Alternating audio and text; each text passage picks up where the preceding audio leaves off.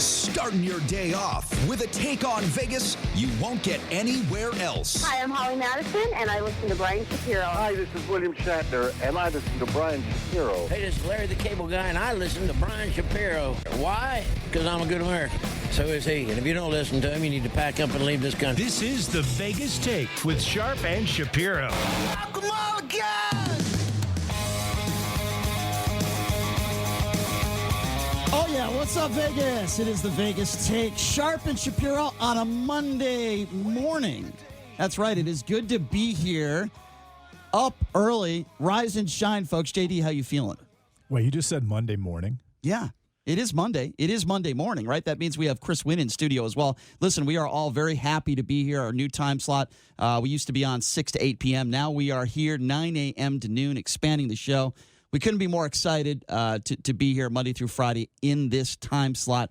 We certainly need an extra hour every day with everything that's going on in the world. It's Monday, so that also means Chris Wynn is in studio as well. Chris, thank you for being here. Always great to join you guys. And, yeah, you get a quicker start, right? Because now being in the morning edition of the Vegas Take as opposed to, look, the 6 to 8 slot was great, and you still got to feel that it was the first time everybody was going to reflect politically, but now you really do because it's actually morning here on the West Coast. And it's funny you mentioned 6 to 8 because people might be wondering, well, who's filling in that time slot? We have a couple very, very interesting guests on the line with us right now. Steve Sanchez is replacing our 6 to 8 p.m. time slot starting today as well. So Steve joining us on the line, as well as Michael Avenatti, who joins us weekly. He will also be in studio Thursday. Gentlemen, thank you so much for being here. This is such a busy news day, so I want to get right down to it. Michael, let me start with you. The big news, certainly national news over the weekend, was the Epstein death and being called a suicide. But we're learning all these new details in this surrounding around his death. There's a lot of people out there with, I guess that they're saying a lot of different things with no truth to it. They're saying, well, this is a conspiracy. He was murdered. This person had him killed. What we do know is that Attorney General Barr is saying that there are some serious irregularities in this Manhattan jail cell, that he didn't have a cellmate, that he was on suicide watch not that long ago. So, Michael, let me start with you and Steve, then I'll get your thoughts on this. What do you make of this suicide? Do you think there's any truth to these rumors? Well, it's highly suspicious for a number of reasons. First of all, this is the Federal Bureau of Prisons and the U.S. Marshal Service, and they are not slouches by any stretch of the imagination. So it's highly unusual to have someone in federal custody who ends up dead. Highly unusual, just as a basic proposition, let alone someone that is this high profile. There were a lot of people that wanted this guy dead. Let's be very frank about it. A lot of powerful people on the right, people on the left. And for this guy to end up dead in federal custody before the trial and before he had an opportunity, or his lawyers really had an opportunity to make it known what information this guy had, I think is highly suspicious. I made this point on your show a couple weeks ago when we heard that he was arrested and they executed a search warrant on his home and they found some electronic media with pictures in his safe. I made the point at the time that that's not your standard porn stash. Guys Right. don't put their porn stash in their safe where Right. it's difficult to get to. These pictures that were in that safe, whatever pictures they were, obviously, Epstein thought they were extremely valuable. You put valuable things in your safe.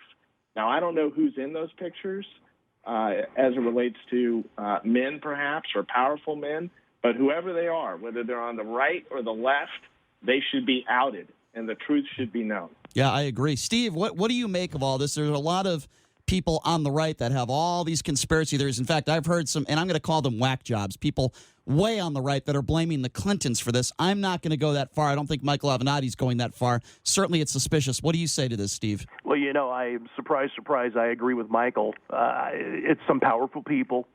The guy didn't commit suicide. Can I say without a shadow of a doubt he didn't commit suicide? Of course, none of us can do that.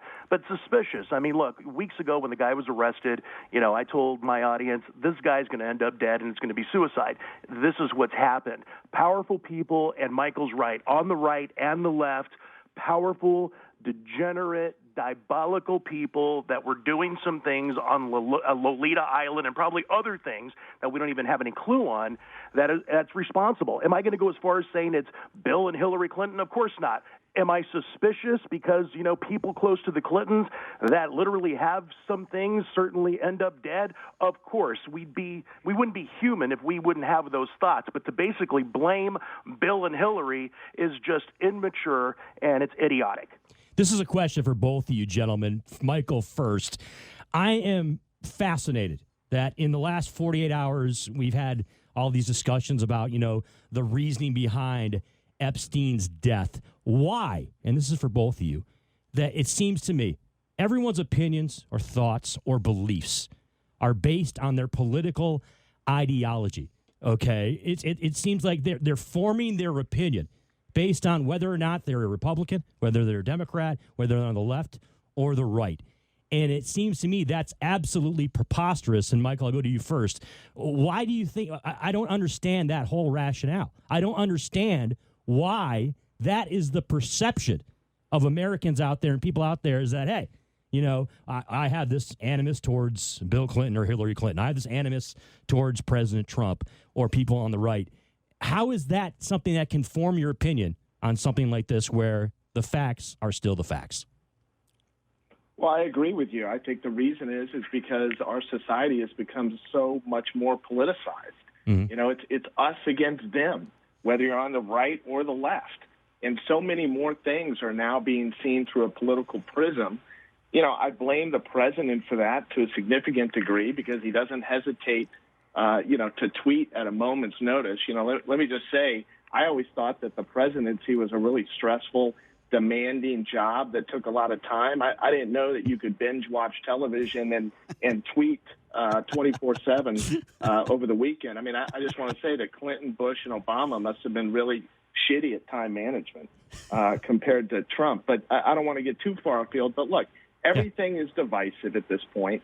We see everything through a political prism. I will say this, though. If people on the left are responsible for Epstein's death, I don't think it's the Clintons. I think that's ridiculous. But if they are somehow, or if some of my fellow Democrats had a hand in this, they absolutely should be prosecuted to the fullest extent of the law, and we should get to the bottom of this, Sure. And they should be held accountable, regardless of where they line up politically. Steve, what do you say to all that?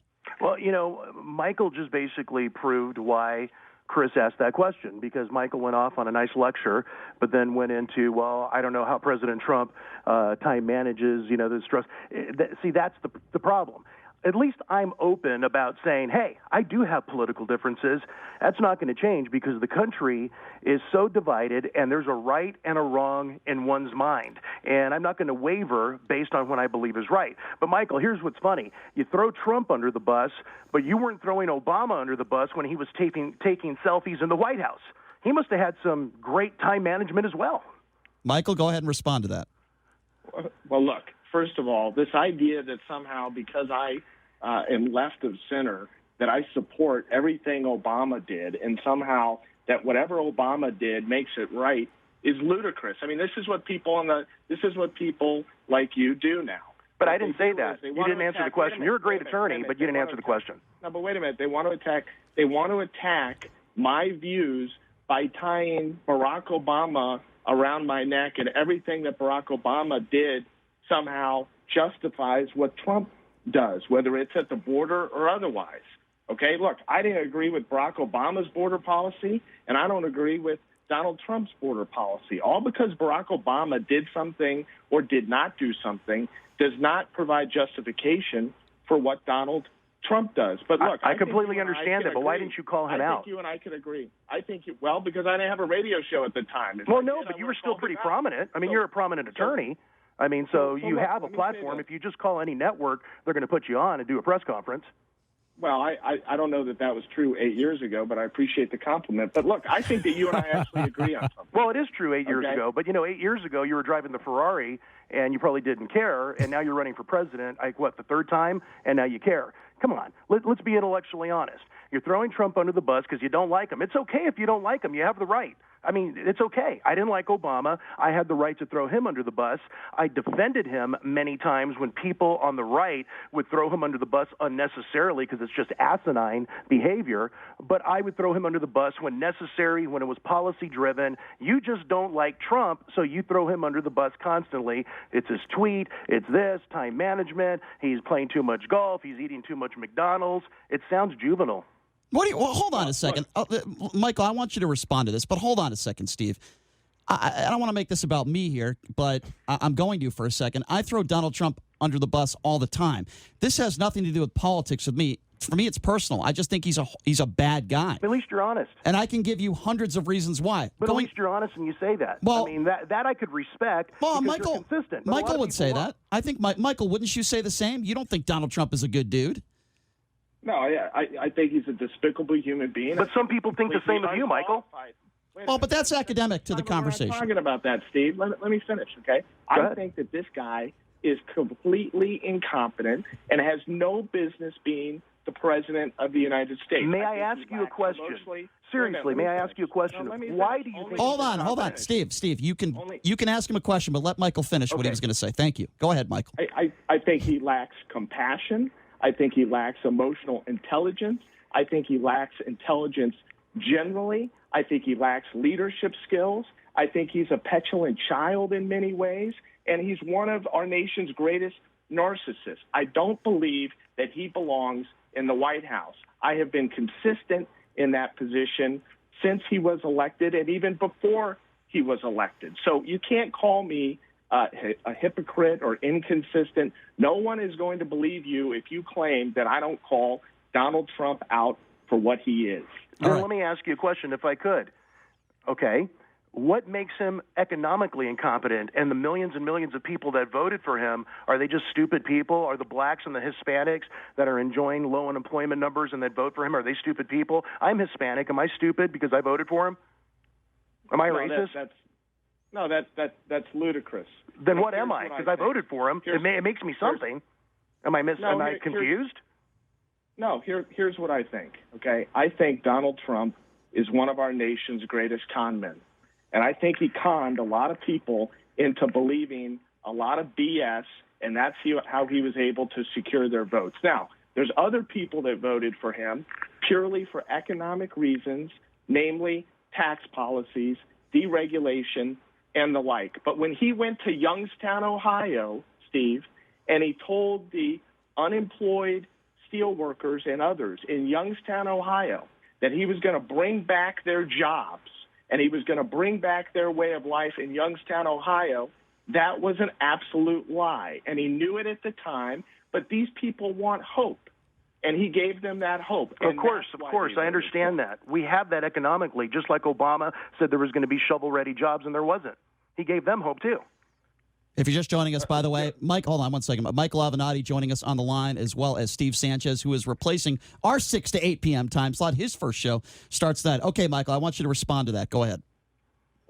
Again, Steve, I'm not here to defend everything that Barack Obama did. I voted twice for the guy. I wasn't in his administration, period. I am here to critique, in my view, the job or lack thereof that this president has done and his divisive nature and the fact that he has brought this country to the brink.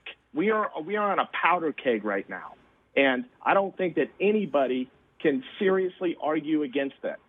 Are you saying that he's brought us to the brink because Hollywood's throwing a fit, and are you saying that because we've had mass shootings that have been going on for decades? Are you trying to really tell me that Donald Trump is responsible for divisiveness in this country when we had it under Barack Obama, we had it under Bush, we had it under Clinton? Are we progressing further in more divisiveness in this season? Of course. But there's intellectual reasons behind it that nobody wants to discuss because you said it in the beginning. We are so divisive because it's left versus right, them against us. If someone else was in that position and it wasn't Trump, we would still have the divisiveness. That's the reality. Why can't we admit that? Well, let me just interject and just say, last I checked, Barack Obama never told anybody to go back to their country. Go ahead, Michael. Steve, I think you ignore and Barack Obama couldn't say radical Islamic terrorism either. Two completely different things. No, then you're Completely not different mine. things. I don't think that has anything to do with how divisive we are. Look, we haven't had a president that has stoked racial tensions and devised division like this in decades.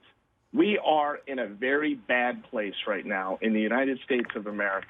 The fact of the matter is that it is whites against blacks, Hispanics, us against them, and Donald Trump has ridden this wave to election 3 years ago, and he's trying to do it again in 2020. And I don't think you can dispute that, Steve. Well, of course I can dispute it. It's ridiculous. It's ridiculous. Why did Black Lives Matter pop up during the Obama administration? Why were they basically stopping traffic on highways? You're going to tell me there wasn't divisiveness during the Barack Obama administration? But you didn't say anything then. It's just all right. Let Michael. I lost. Let Michael ask you a question, Steve. Go ahead. Hillary Clinton. Okay, go ahead, Michael. Steve, let me ask you a question. Yes. Do you think there's a difference between when President Trump says something and when you or I say something? Do you think there's a magnitude of difference between those two things? Well, of course, he's the president of the United States. I understand where you're going with things. Just like Barack Obama basically had that same, and so did Bush, and so did Clinton before him. And when the president of the United States says something, even in today's day and age, it matters. It matters exponentially. So when the president of the United States stands on a stage and he laughs when they talk about shooting illegal immigrants, when he stands on the stage and smirks when they chant send them home or send them back, when he doesn't come out immediately like John McCain did, all right, when the woman stood up in the town hall and called out and tried to claim that Barack Obama was a Muslim or whatever she said, when the president of the United States doesn't stand up and say, you know what, cut it out. We're all Americans. We may have our differences, but we need to respect one another. How tough is that? I mean, how long does that take? 3 or 4 seconds? That's what I'm talking about. The guy is a coward, and he's not a leader. Michael, I agree with what you just said. As a leader, I agree we have the responsibility to stand up and to basically control the narrative and the atmosphere because we are leaders. I don't deny that. I don't disagree. And I really don't give two craps if the left or the right like what I say. I say things based on my own character, based on what I know is right and wrong. I don't think anybody that has any common sense can disagree with that very thing. However, with that said, we know that this guy is not that guy. He wasn't that guy 3 years ago. He wasn't that guy 10 years ago. He wasn't that guy 20 years ago. He's not a statesman. He's not a politician, even though more and more he's becoming one. And that's not why the American people elected him. When I'm going to go down a moral road, yeah, there's a lot of things that I can go with a lot of people regarding morality and ethics and lack of leadership. But I have to basically understand I did not elect a pastor. I didn't elect a priest.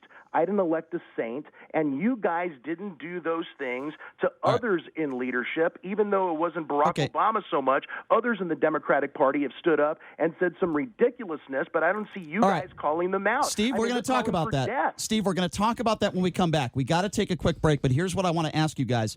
Anthony Scaramucci, he's not a statesman. He's not a politician. He just did an interview on CNN this morning. We're going to play a couple clips from that interview. He says he's not supporting President Trump in 2020. He's going to explain to you guys why, and then I want both of you to respond on this. We got Michael Avenatti on the line as well as Steve Sanchez. We're going to take a quick break, and we'll be back right after this. You're listening to the Vegas Take right here on the all-new 101.5 FM, 720 AM KDWN.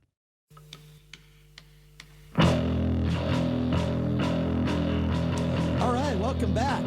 It is the Vegas Take, Sharp and Shapiro, our new time slot, 9 a.m. to noon. Chris Wynn joining us in studio as well. And as I said, we are very, very happy to be here in this new time slot. Michael Avenatti joining us on the line, as well as Steve Sanchez as well.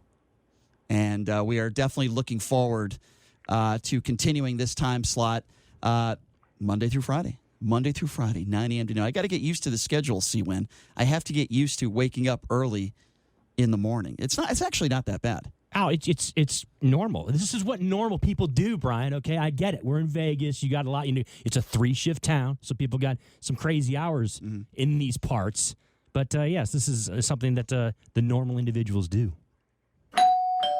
All right, that sound means this part of the show brought to you by the GCI guys at Realty One Group, and my man Lee Goldberg, former TV sportscaster, now wants, if you want to buy on your home team, well, that's what they're doing. Talk to the CGI guys, save you money. Get this, all of the listeners get $1,000 in your hand at closing. That's right, $1,000 in your hair closing. If you're a veteran, military, police, fire, teacher, or nurse, or if you work in the hospitality business, you get $2,000 off closing. Also, the CGI guys, give them a call, 702-902-3029. Call or text right now. Lee himself will answer, 702-902-3029. Check out the website, the GCIguys.com. That is the GCI guys on all social media. And actually, Lee Goldberg from the GCI guys will be coming in studio 10 at 11:30. Okay, let's get back to Michael and Steve Sanchez. I want to bring up Anthony Scaramucci. This is a guy that has I'm been actually going deaf. That was a very, very loud ring. That was a loud ring. Anthony Scaramucci has been a close friend to Donald Trump for many, many years. As you know, he was the White House press secretary for a very short period of time. So the Mooch did an interview on CNN this morning, and he was asked this question. Are you calling for a change at the top of the Republican ticket? Well, I'm calling for it to be considered, yes. I think you have to consider a change at the top of the ticket when someone is acting like this, when someone is that lacks intellectual curiosity to take ideas from friends. All right, Michael, what is your response to that? Are you surprised that the Mooch is saying now he's not going to support Trump in 2020? Well, as you mentioned earlier, I mean, Anthony and I are friends. I have a lot of respect for Anthony. You know, I took a lot of heat last year when it came out that we were friends, a lot of heat from people on the left that thought I should not associate with Anthony. I talk with Anthony on a regular basis. I think that he's a pretty middle-of-the-road guy, and I think that he's stuck by Trump for a long time, long past the time that he should have, frankly. I'm not surprised that he's ultimately gotten to where he is right now. I'm a little surprised that it took him this long, but he's generally a loyal guy. You know, when we first met, he said to me, he goes, you know what? I don't agree with much of what you say, but I like you because you remind me of a guy from the neighborhood. And we kind of laughed about that because we have the same ideas relating to, a code that you live by generally. So I'm not surprised by this. Again, I'm surprised it took him this long. And I think that this is probably the first big defection or defector. And I think there's going to be many, frankly. All right, I want to go to you, Steve Sanchez. I actually do think this is a big deal because this is someone who has been very close to Donald Trump for a very long time. Even though it was only a very short time he was his press secretary, I do think this hurts Donald Trump. What do you say, Steve? I don't think it hurts Donald Trump. I mean, come on, you're talking about a guy that supported Hillary Clinton and Barack Obama in their campaigns. Then you're talking about a guy that was first for Scott Walker. Then he was later for Jeb Bush. He's an opportunist. That's why he took the job with Trump. I don't care how long they've been friends. The Mooch is out there basically saying what he's going to say because he's getting some TV times. You know that. I know that. No one has the guts to say that. And I don't care if we're from the same neighborhood or not. That's the reality because he knew these things. If he was a Trump supporter and friend for so long, if he has some moral compass now, all of a sudden this epiphany that Trump is so divisive and he's been friends, like you say, for so long, why did he take the position in the first place? That's a fair question. Michael, you're friends with the Mooch. Go ahead, answer that. Well, let me say something. Very often people get married, right? And you're married to someone and you're in love and you couldn't be happier. And the relationships begin to digress.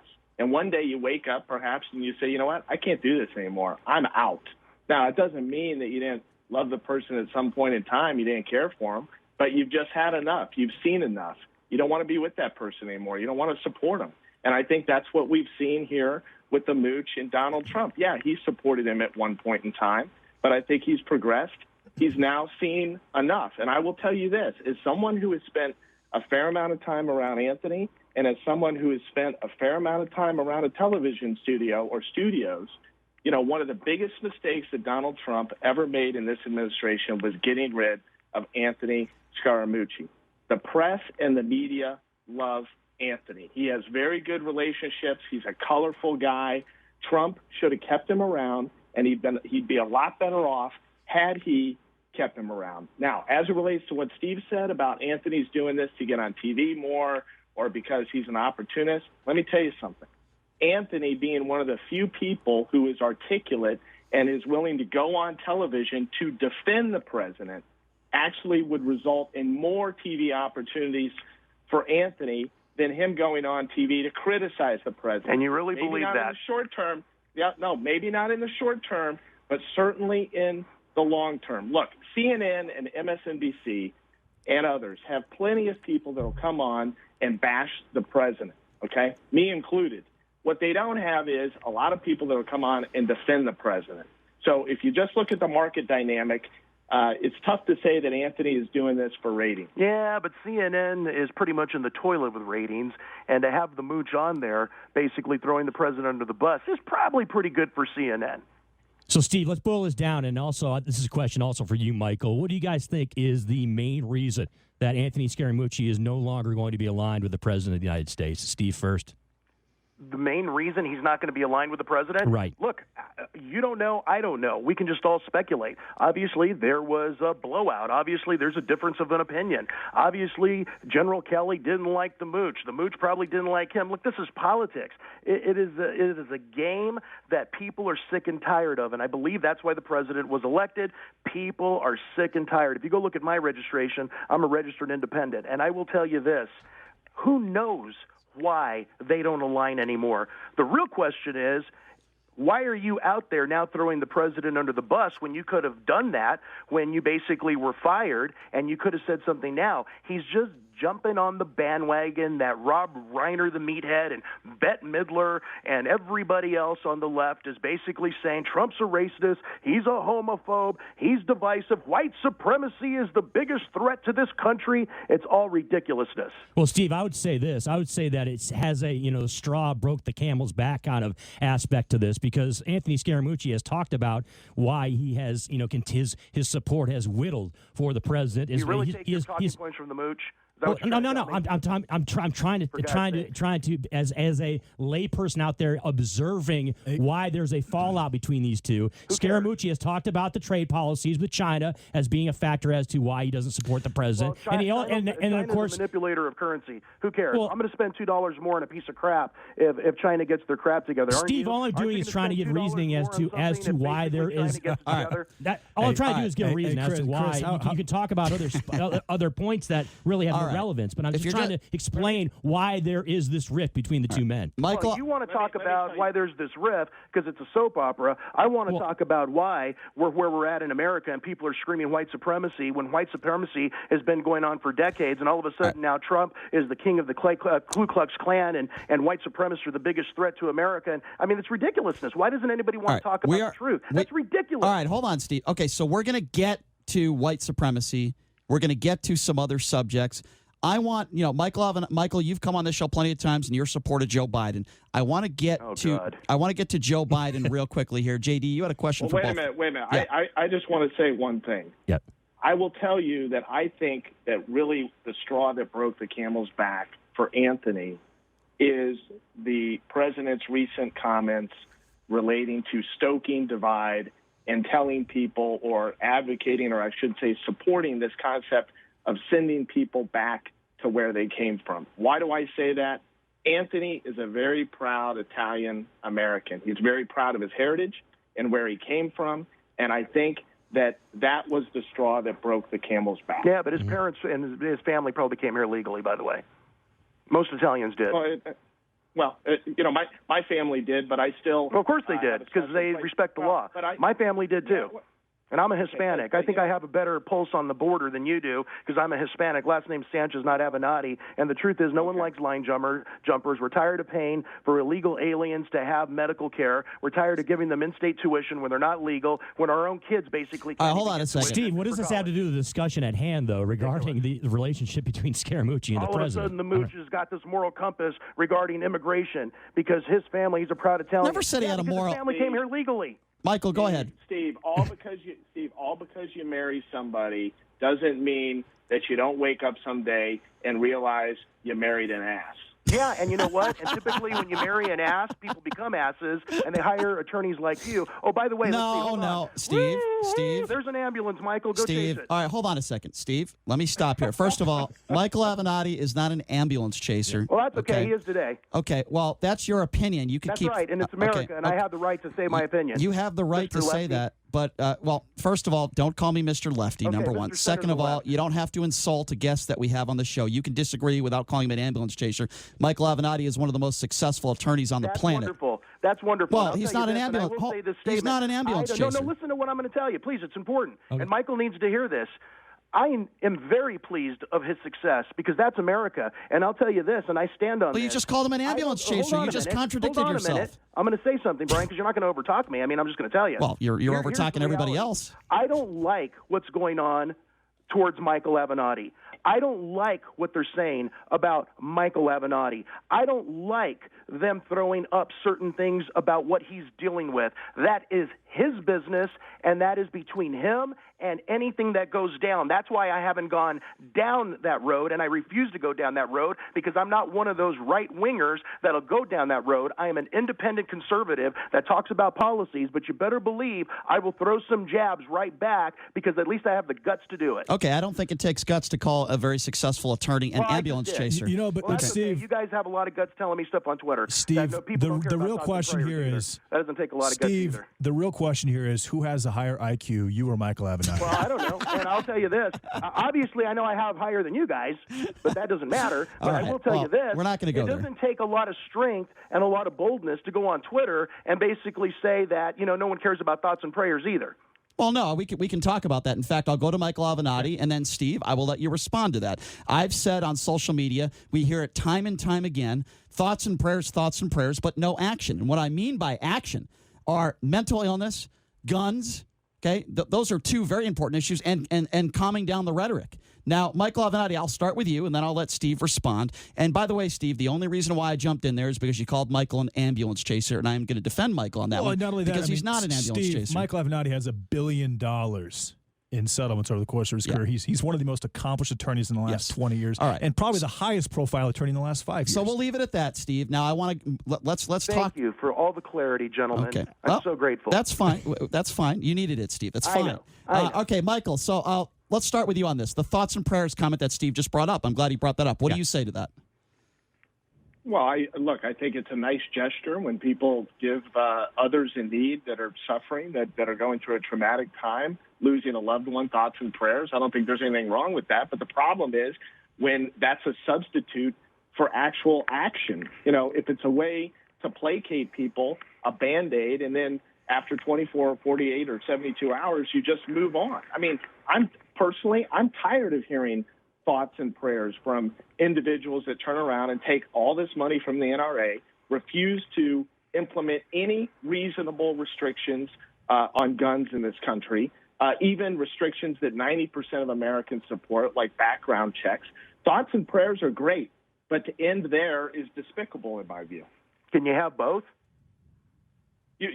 Absolutely, and I would advocate for both, Steve. That's exactly what I think we need. I think we need thoughts and prayers, but we also need real action. Look, no one in America needs an assault weapon with a 100-round magazine or drum barrel magazine. I mean, that's just insane. Why do we need that in America? Let me ask you a question. Why not? Because they're weapons of war? Because they are designed to do nothing other than kill large numbers of human beings in a very short period of time. That's why. Let me ask you this question. And I understand that, and that's your opinion. But if, in fact, let's just say, in fact, we had a situation where we had an attack on this country, and, I mean, seriously, an attack on this country, nothing's unprecedented. I mean, we can have an attack on this country. We've had it. Let's say that happens. You're telling me that someone that's responsible as a gun owner that is not a mass shooter can't have a weapon that is legal right now in many states, can't have that weapon to defend their property, their family, in the event of some catastrophic issue, and there was an attack levied against them. You're going to tell me you want to restrict the right of someone in America who is a law-abiding citizen that doesn't have a mental illness? That's what you're telling me? Steve, I got a question for you. I'm telling you. Steve, here's what I'm telling you, okay? In today's day and age, forget about 100 or 200 years ago. In today's day and age, who the hell is going to mount a ground attack on the United States of America? Just help me understand, how is that going to happen with our military forces and the way that wars are fought in today's day and age? It's absurd to suggest that we're going to have a ground invasion on the United States of America where people are going to have to take up arms using assault weapons to save the United States. How about if there's basically a civil war that ensues in this country?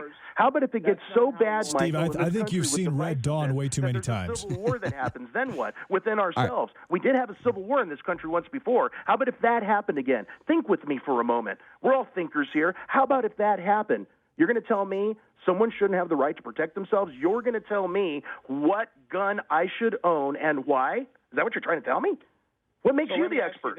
Should we allow people to own tanks and weapons of war? Should we allow people to have their own, mini ICBMs, maybe 100-mile range that they can fire off at will? I mean, where does this end? Well, of course not, and I think that's common sense. I mean, you're going to an extreme saying, yeah, should we have them have tanks? And come on now, let's be reasonable here.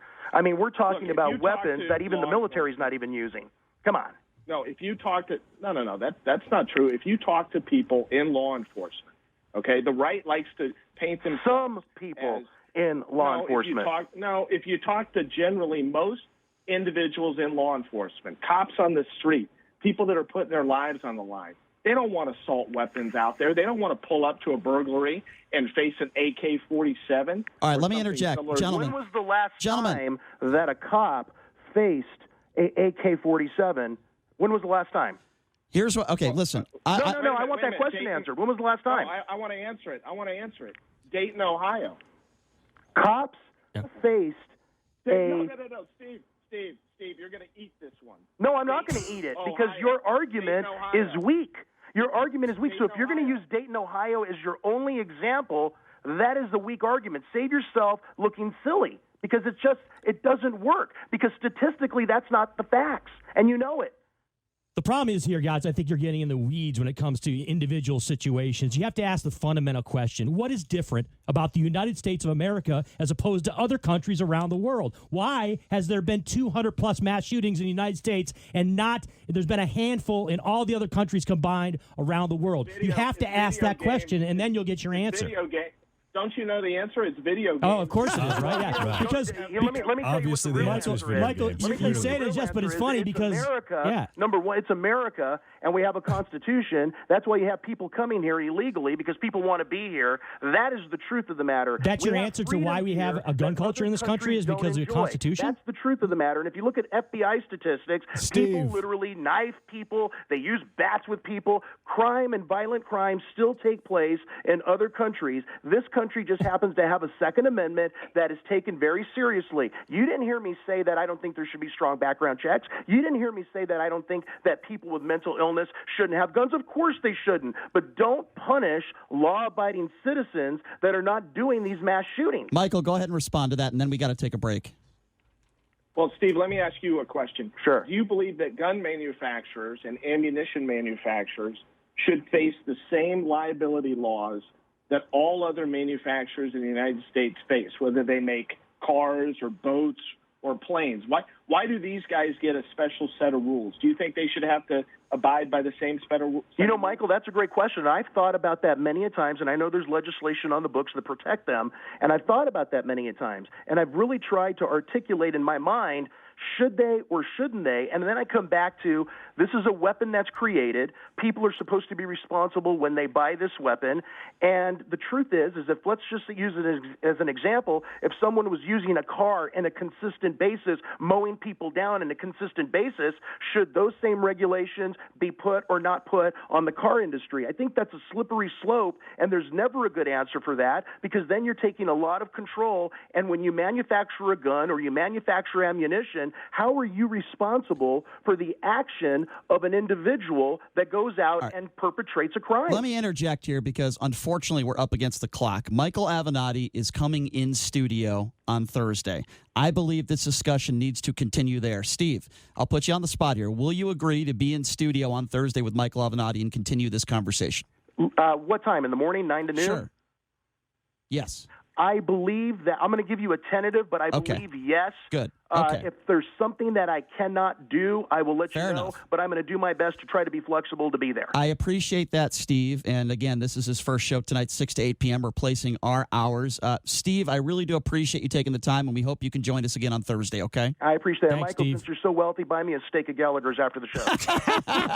All right, Steve. Thanks for coming on. We appreciate it, gentlemen. Thank you. Thank you. Take care, Steve. All right, Michael, here's what I want to do with you. That was there's a lot to get to in that segment, okay, Michael? Can you stick around for one more segment because I got a lot of other subjects I want to get to with you. Is that cool? Let's do it. All right, great. So if you're just joining us right now, that was a very heated debate. JD's sitting here. I know he's got a lot of questions he wasn't able to get to, but that was a really good discussion. So Michael Avenatti will be joining us on the other side of the break. I want to ask him about Joe Biden's comments over the weekend. What does he think about that? I want to talk to him about white supremacy, the rise in white supremacy in this country, and we will take your phone calls. The number to call, 702-257-5396. We've got Michael Avenatti on the line. Again, that number to call, 702-257-5396. Your chance to ask Michael Avenatti a question. We'll take a quick break. We'll be back right after this. You're listening to The Vegas Take on the all-new 101.5 FM, 720 AM, KDWN. All right, welcome back. It is The Vegas Take, Sharp and Shapiro. Glad you could join us. Coming up in hour number 2, Michael Avenatti will be sticking around. We got a lot to get to with him. Joe Biden making some comments where I think, well, for lack of a better term, I think he screwed up. He did apologize on these comments. We'll play that audio from you, and we will get Michael's opinion on that. Also, right here in Las Vegas, a 23-year-old man setting up a plot to basically massacre people in the LGBTQ community and in synagogues. It is a scary story. We just had Steve Sanchez on, and he doesn't seem to think white supremacy is a huge problem in this country. Well, guess what? I think it is, and I think Tucker Carlson's comments last week are the reason why he's probably not doing his show this week. He's quote-unquote on vacation. Just completely idiotic comments. So we will get to Michael Avenatti and ask him those questions and much, much more. And as I said, we'll also be taking your calls at 702-257-5396. Again, that number to call if you want to be a part of the conversation with Michael Avenatti. Give us a buzz right now. Now's the time. 702-257-5396. So we're going to take a quick break, and on the other side of that break, Michael Avenatti will be joining us and your phone calls. You're listening to The Vegas Take on the all-new 101.5 FM, 720 AM, KDWN.